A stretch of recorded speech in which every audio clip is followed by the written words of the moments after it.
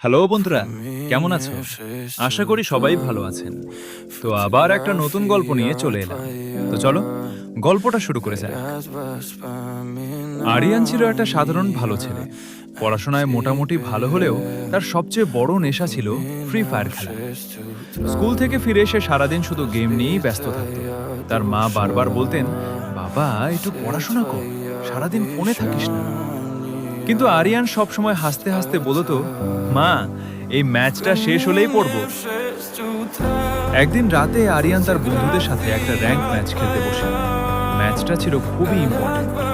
সে ঠিক করলো আজকে যেভাবেই হোক তাকে উইন করতেই হবে।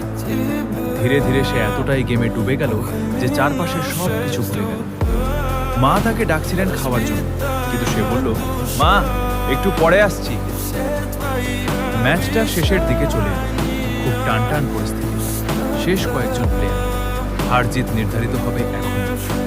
আরিয়ানের হাত কাঁপছিল, সে পুরো মন দিয়ে খেলছিল। ঠিক তখনই হঠাৎ তার ইন্টারনেট কানেকশন চলে গেল।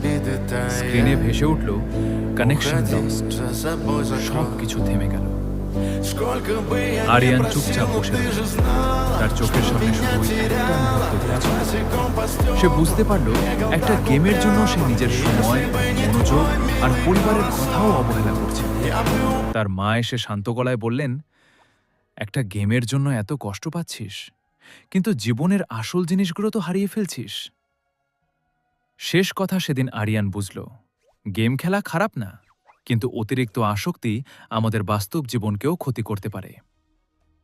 গল্পটা যদি ভালো লেগে থাকে তো লাইক করে চ্যানেলটা সাবস্ক্রাইব করে ততক্ষণে ভালো থাকবেন, সুস্থ থাকবেন। বাই।